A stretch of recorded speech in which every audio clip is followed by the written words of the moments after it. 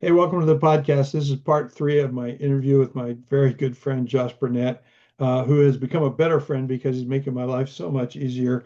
I'm retired now. I'm not pastoring. I'm a writer, and I'm taking tools that are made for you as a pastor or Christian leader who's doing teaching a lot, and I'm kind of trying to stay away from that. I'm just writing a lot, and the tools have they've just saved me tons of time and made me more creative. It's incredible stuff that I'm able to produce that I wasn't before this. So enjoy this interview. I think it's going to change your life and change your life for the better if you're smart enough to leverage your time and use it.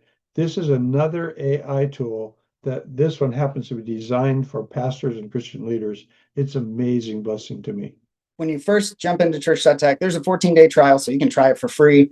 You'll have to put a credit card in, but that's just a thing that we put in place to basically protect against bots logging in and going crazy in the platform. So anyhow, when you first jump in, you'll land on this page, which is the sermon upload page. You can upload a sermon via audio file, video file. You can also upload via Vimeo, Dropbox, Google Drive, YouTube, and Resi. We've got some other really cool upload functionality coming here in the not too distant future. And then you can also upload by copy pasting in your manuscript. Now, we say manuscript. Really, what we mean is anything from an outline, which can be, about a half page bulleted, of hey, here's my central scripture and controlling idea, or however you articulate that. And you can paste that in all the way to a actual manuscript. If you do full-fledged manuscripting, you can upload that, and I'll show you why that'll be important here in just a second. But once you upload it, you're going to land on the sermon page, and we have inside of here. This is our demo account, so there are thousands of sermons inside of here. Let me grab one that I uploaded. Let's see here. Okay, here we go. So I uploaded this sermon. I was doing a demo the other day, and what it's going to do when you upload a sermon, this was from a YouTube video. It's going to download the video into the platform. It's going to extract the audio from it so that we can create a podcast later. It's going to then transcribe the audio, and you'll get a transcript, so you can see all nice and neatly formatted here. Here's the whole transcript, and then it's going to create some standardized content. And that content is going to be three things. It's going to identify all the scriptures mentioned in the sermon. It's going to give you a summary and a condensed summary. In this case, this one actually did it backwards. We were playing around with models on some stuff here, so that's why it's a little messed up. But then it's going to create discipleship questions or discussion questions for your small groups, and you can create your own versions of these. You don't have to use ours, but we just standard generate some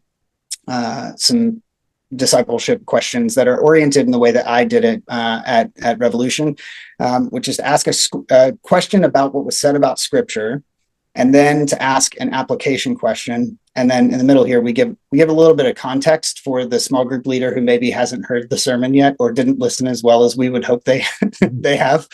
Just a little bit of realism in here in the context. But you can regenerate these if you want. So you can say, hey, I didn't like this, or I wanted to talk about this portion of the sermon and it didn't. You can even just say, I just don't like this. It'll write a whole new one for you. So these are kind of the standard pieces. And then we're going to create YouTube chapters for you. So if you're posting your sermon on YouTube and you're not using YouTube chapters, you will get exponentially more views on your videos by simply copy pasting these into the description of your YouTube video. I don't know why, but YouTube does not actually tell anybody about this. There's no formatting for this. There should be, but basically what this does is if you copy paste this into your description of your YouTube video, it will. If you've ever been working on your car and you found, you go on YouTube and you're looking for, some sort of video example of how to do it, and you end up in the middle of the video, that's because that video has chapters in it. And so it's able to take you to the right spot where you wanted to go. YouTube optimizes their algorithm around videos that have chapters. And so, if we're talking about everyday life and how the Bible applies to it, you're going to get a lot more people jumping into the middle of your sermon because they're struggling with a thing and they need parenting advice or marriage advice, or they need advice about how to be a good neighbor or something like that. And so, anyhow, churches tell us that they see dramatic increases in the number of views that they get when they use chapters. Then we can create a podcast. So, Ralph, feel free to be like, hey, you're getting too nitty gritty on No, this. no, I want I'm more of this. In fact, what you just said about chapters, I use chapters on YouTube, but I didn't realize this was in there. And you just ruined my afternoon. I know what I'm going to be doing today, the rest of the day. Yeah. We need to create an AI agent to do that for you, Ralph. You've got so much content. We should. I'll have to talk to the team and see if that's something we could ever do. I don't know if we could or not, but yeah. So okay. So we pulled the audio out of your sermon. So if you upload a sermon and it's just the video content of the sermon, you'll have 30, 38, 45, however many minutes it is. But if you upload your whole service, we actually on that upload page give you little sliders so you can identify the sermon specifically. And so you're kind of trimming the sermon audio for us there. And we're actually working on some stuff right now that will identify the different elements of your service across the whole video and pull the sermon out for you. And anyhow, we'll do a bunch of cool stuff with that, of like recommending songs based on the kinds of songs you've been doing, stuff like that. But at any rate, for the podcast purposes, we've got the sermon audio here. And then if you have a bumper, if you have like an intro or something for the beginning and an outro at the end, you can upload that file, or we'll generate a script for you based on the content of that sermon. And then you can actually record that inside the platform. And once you've recorded audio, you can upload a royalty-free music to go under that audio, and our system will actually intelligently mix your intro audio, the music into together, and then into the sermon, and then out of the sermon for an outro as well. So once you've got that done, you can export the podcast. And then if you have an RSS feed that you use, you can point your RSS feed at the URI that we create, or you can download it and upload it to whatever podcasting platform you use. Okay, so that's podcast. And then the next piece of this is pages. So in pages, what we've done is tried to give pastors the ability to create content based on the sermon rapidly and then be able to deliver it. So pages aren't just a content creation tool. They're actually a content creation and content delivery tool. And they're a tracking mechanism for how that content is being engaged with. And we're working on some really, really cool stuff on this front that will help church leaders understand how people are engaging with the content they're creating on pages and delivering via pages. So this is a standard template. You can actually create your own templates in this version of Church.tech version 1. The template creator is a little bit frustrating, and you have to really know how to use it. So if you jump in here and you want to create your own templates, just reach out to our team. You can do that by clicking this little button down here and reaching out to our team. We've got training on it, but we'd be happy to walk alongside of you and help you create your own custom templates. But what this is going to do is it's going to create a page, and this one's almost done here. It's going to create a page that you can then go through and edit. And this is like our standard group guide page. And you're going to be able to take this and send it out using a link to all of your group leaders or group members or both. You can create different versions of this, like I said, that are, hey, this is the group leader guide. This is the group member guide. Maybe Zoom may be giving us a little trouble here on getting this done. Let's see here. Yeah, there we go. Okay. Sometimes when I'm broadcasting on Zoom, it actually won't flick over because of some Zoom functions. Okay, so this is just our standard guide. Remember, we've got the summary from before. If you wanted to change this, you can pull in your other summary if you want. So you can just drop that in. It'll write an icebreaker. If you don't like that, we can write different icebreakers. There's all kinds of different choices in here, and it'll generate one kind of based on the content of your sermon as well as your selection there. Then your questions. and then it's going to pull in the video. This video was removed by the uploader. That's hilarious. That's from a pretty big church. Anyhow, that's weird, but it'll pull in your YouTube or Vimeo video, as well as give you a prayer, guided prayer experience. So the idea with this is that it actually gives you things to pray about that are attached to the flow of the sermon. So hopefully you're teaching people to pray through scripture together. So yeah, and then you can modify this however you want. So the images you can modify, you can drop other video in here. It's got all the standard text editing functionality and features, but then I can copy the page URL and paste it in. And this looks a little crazy on a computer screen because it's optimized for mobile, but now I've got our version of this group leader guide that I can text out or email out to all of our leaders. And, maybe 10 minutes after the sermon's done being preached, all of our groups have the content that they need. And the beautiful part about this is once you've sent it out, you can see how many people have looked at it, how much time they've spent on that, how many link clicks. So if you put clickable links, and a lot of our churches are now doing like an announcements section in the group content, or they just make announcement pages and they put links in there, and it'll track the links back for you. And you can do this. If you look up here, the URL is page.church.tech, but we have the ability to do domain masking. So you can use your church's domain on this. So it's not, we're not trying to be the hero. You don't need to text something out that says church.tech on it. You can text something out that says your church's, it can be groups.your church's URL. So yeah, let's see here. Let me go back. Let's see, we were right here. Okay, so getting to the thing that you were mentioning earlier, the playground, Ralph. So the playground is going to feel, if you've used any of the AI systems out there like ChatGPT or Claude, it's going to feel a lot more like that.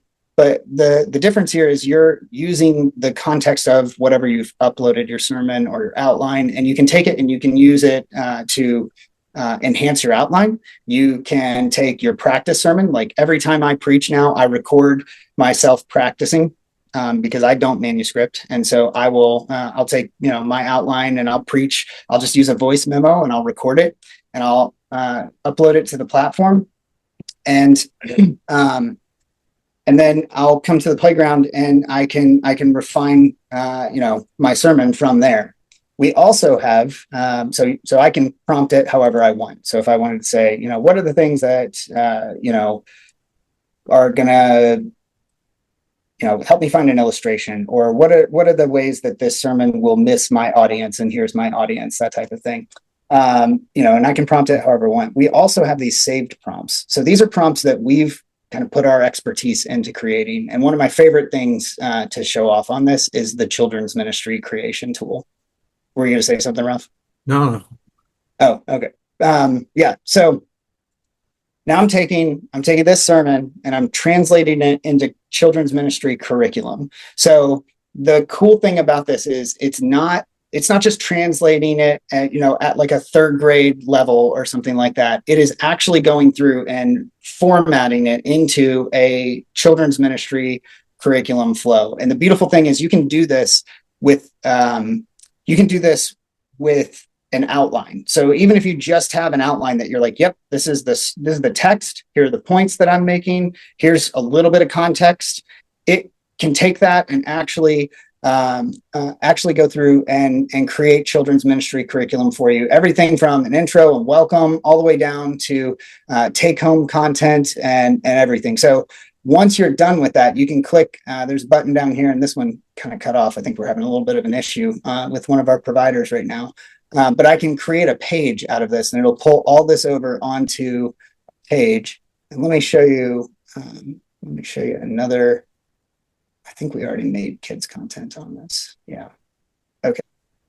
So here's kind of a full version of it, right? So here's my welcome and warm up, worship time with like links to YouTube videos of those songs, prayer, scripture reading, creative retelling of that scripture with a modern day application story, discussion questions, activity and craft, prayer time, take home materials. Like it's going through and really kind of making it. We like to say this is hopefully like 90% done for you. But if there's a part of it that you don't like, you can actually modify it inside the platform, right? It's AI. So if you're like, I don't like this, I don't like this game, or this isn't contextualized for the modern day retelling of this scripture, it'll go through and rewrite it for you. And then you can click this create page, make any final edits you want to make, add your logo, add your branding, all of that stuff, and then text it out to all of your children's ministry volunteers. Or you can say, hey, now I need a first grade version of this, second grade, third grade, fourth grade, and it'll go through and contextualize that for you. And now you've got all the curriculum for all the age groups that you're using, and you're able to send that out. So in a church like ours, where the churches I led, we were always trying to integrate what was going on in the sermon on the weekend with what was going on in small groups. And I always met resistance from parents who did, what do we do with our kids? Do we hire a babysitter? Do we hire a babysitter on campus? Do we lock them in a back room, which is what most did, and let them watch stupid Disney movies that have a lot of witchcraft in it? Now you have given me a tool where, for one thing, now I have curriculum for free for my whole children's ministry. Yep. And mom and dad, if they don't go to a small group, are going to be able to talk to their kids intelligently instead of going, hey, Johnny, what did you learn in Sunday school this morning? We're talking about the same thing. That's wonderful. But also now, to me, in a micro church attached to the church, where mom and dad are going to be able to bring their kids into it. And if they're older than 3 years old, there's going to be some connection going on. This is awesome, and I didn't know about this until just now. This is really something. I'm impressed. Yeah, it's the ability to have an aligned teaching calendar across generations is something that is, I mean, is really hard to do up until, a year and a half, 2 years ago. Yeah. It was really hard to do. And now we can create content that you can be highly confident in is going to be really excellent. And it's 90% done for you. You still need to be the final edit, but it's way easier to edit something than it is to create it out of nothing. And so, we're able now to be able to help you jump in and like parent guide. So here's a parent guide based on the same sermon for how to talk about this throughout the week with your kids. And you could take this and make it into, as you were saying, Ralph, hey, I want a group guide that is inclusive of, the kids that we have in our families that are a part of this group. And now the kids can be a part of the discussion as well, or you can have somebody who goes and has a specific conversation with them. And yeah, there's just all kinds of ways that we can use AI to be able to. And the cool thing is it's not writing it absent of context. It's not just coming up with whatever it's coming up with. It's actually taking the content of the sermon and turning that into an age appropriate version of it. Same thing with 5-day devotional. You can reinforce the sermon throughout the week. And we've got a bunch of really cool tools coming on this front as well. So yeah, yep. It's amazing. As a writer, what I'm finding is that I could take material that I produce, is my material that has run through you, and I could just take those group leader guides, and I could batch them together, and basically, the way I would do it is now I'd start over. I'd take the group leader guide that came from my material, and my material might be 7 years old. And now I'd turn the computer on and start talking to the computer, and I'd talk a manuscript into being, and then run it through AI again, run it through you guys again. And pretty much I got a book laying there waiting to be, final edited. It's an amazing tool. I've been using the Playground because it's more specific than the summary. And so I've created my own parameters for descriptions that I want for YouTube. So I'm taking these old sermons that are audio. YouTube won't accept audio. And I've attached a bunch of little Hawaii short video, 15-second to 1-minute clips to make it interesting, and captions. and then I've gone to you and uploaded it and got the transcript, done several other things with it. But I'm also now using it to help me with putting this thing together in a way that YouTube likes it. And then you just told me about the chapters. So now I got to go back and redo. I'm in the midst right now. I've got 61 talks from the book of Ephesians, and most of them I've uploaded to Church.tech. And so now I'm going to go back and insert the chapters. I'm just I'm enthralled with what you guys have produced, and I'm hoping that people who are listening to this are really paying attention, because this is good stuff. Man, I really appreciate that, Ralph. It's, I mean, I love your creativity. You know, when we were in March in Florida together, you came up with this brilliant way of doing exactly what you just described in terms of being able to pull that in and create clips and, you know, for social media and stuff like that. And I was like, man, this is so brilliant. We're actually working on a systemic solution to that so that it'll solve that problem for you and anybody else moving forward without having to, like, it'll pull in B-roll footage for you and apply it to the audio. So, Well, and you already have a clip function where if my sermon was video and I uploaded it in video, you can spit it back to me already captioned, and I get, because I'll use this tool also, even though I'm putting it up in audio. I'll sometimes I'll throw up the one that I made for video, which doesn't lend itself to those kind of clips. But then I'll go back and do some other things to it on my own. But if I have a video that I put up, then you give me 20 to 22 less than 60-second shorts that can go on TikTok or Instagram. They're good for everything. Tell us yep. about that a little bit. That's a very powerful tool. Yeah. So if you upload, you upload your sermon or, video content from, if you own it and you've got video content from any other ministry, children's ministry, youth ministry, that type of thing, you can upload that video content, and then we'll turn it into clips. And so these clips are, there's a couple pieces of this. One, there's like a quick function for edits. So it'll zoom in on the face. It's like a kind of an AI camera crew that'll follow your face if you move a lot on stage, that type of thing. It's got some stuff that will help you get more people to stop scrolling on social media. So like there's like an intro effect that will capture attention. There's video pulse, so it'll zoom in and zoom out while the video is happening. Some of that stuff I get really frustrated with, because I'm like, we're kind of harming people by like the way we keep their attention at large on social, the way social media tries to capture people's attention. But this is a way to like keep people engaged with sermons. And so we're like, okay, we can use those same tools for God's purposes. But anyhow, some of that stuff annoys me. But it will also take the audio from your sermon. If you have like rough audio, that type of thing, a lot of like very smaller churches that are using their phone to record, or something like that. This studio audio will make it sound like you recorded it in a podcast studio. I mean, it's fantastic. And then you can jump into actually editing it. Before I do that, I will say one thing. So we've got this little score over here on the right, and this score tells you effectively how likely this is to get more like views out of 100. So, and that score is comprised of three numbers. So one is like, how likely is this to go viral? How likely is this to see people, watch all the way kind of to the end? And how likely is it to get people to stop and watch it? And so then we give you a composite score on that front. And so that kind of helps you know, like, hey, if we're trying to get engagement with this video, here's a good metric for it. So then you can come in here and you can do more intense editing. So you can change where the start and end of the clip is simply by clicking the transcript. So, I can expand this clip now if I want to, or, expand the intro. I can cut it shorter, that type of thing.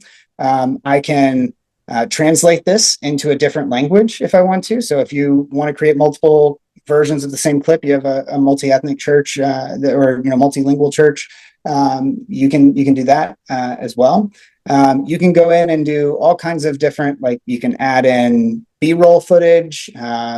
You can Yeah, you could do a lot of really cool stuff on that front. If there's a specific part that of the clip that maybe the face tracking is hard, it'll struggle a little bit if there's multiple faces on the screen at the same time.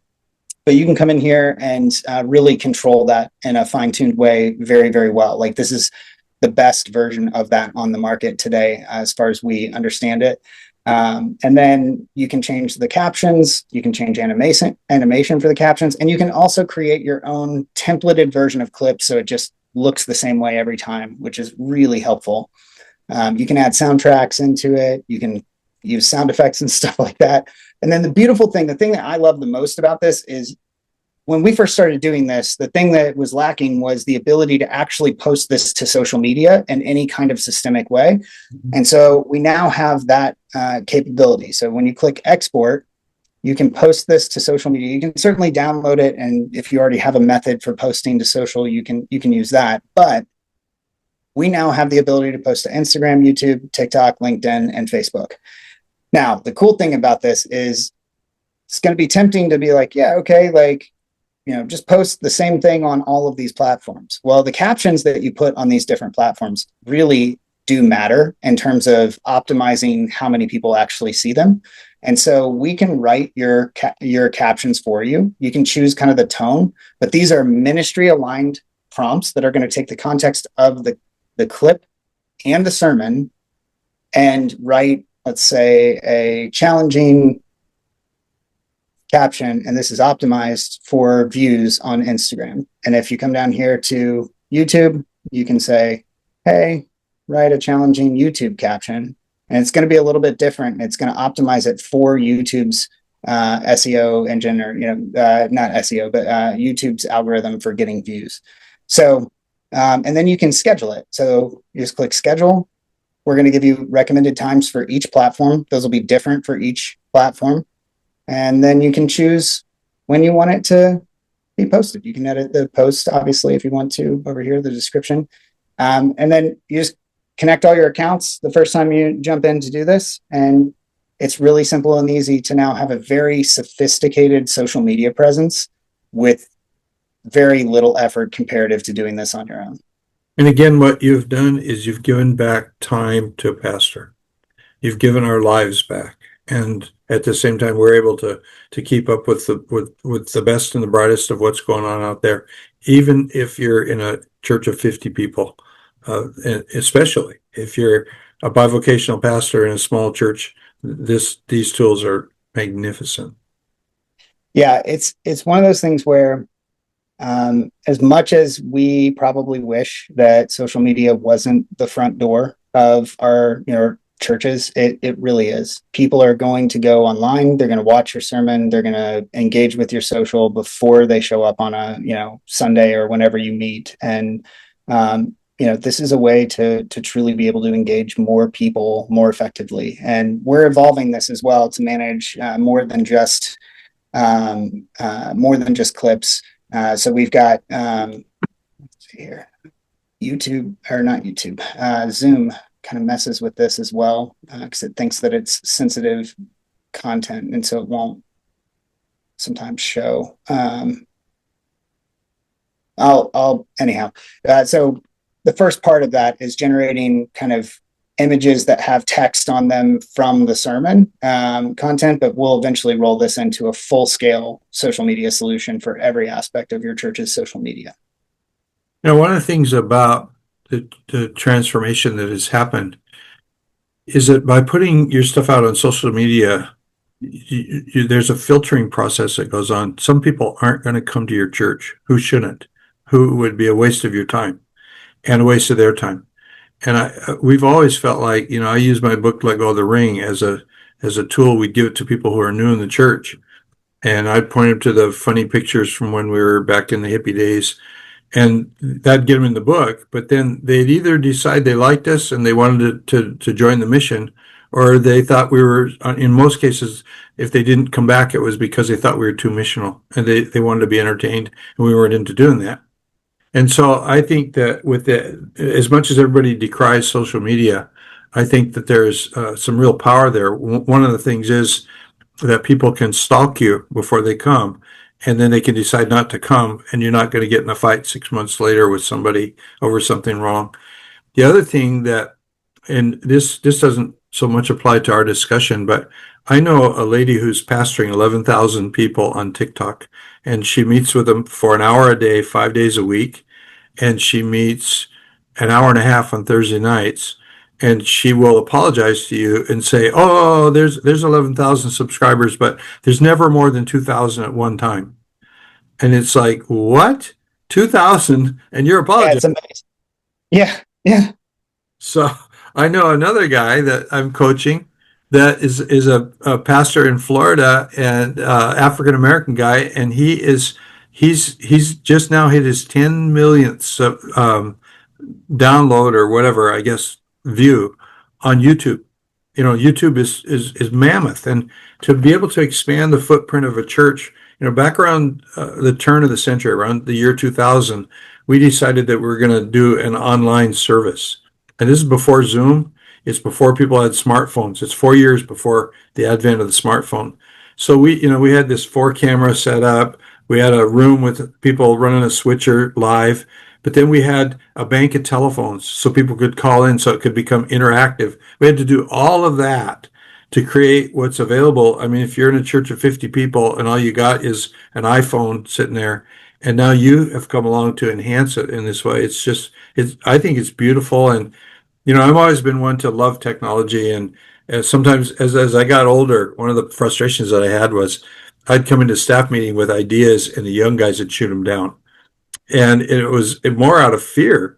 And I think some of the people listening to us right now are feeling skeptical of everything that they've just heard because of fear, because somebody told them that AI is dangerous and all of that. It's just, there's opportunities abounding. This is like better than the advent of the internet. Life is going to get better for you if you let it get better. And you guys have provided a wonderful tool for making life better for all of us. Thank you. Thank you, Ralph. It's a pleasure to be able to serve. I mean, I've said this to you a bunch, but every day I wake up and I think, how do I get to do this? Like, how is it that I get to wake up and solve problems that I had as a pastor for other pastors? And it is like the greatest joy of my life to hear anybody say, "Oh, this like really helps us," So yeah. I love it.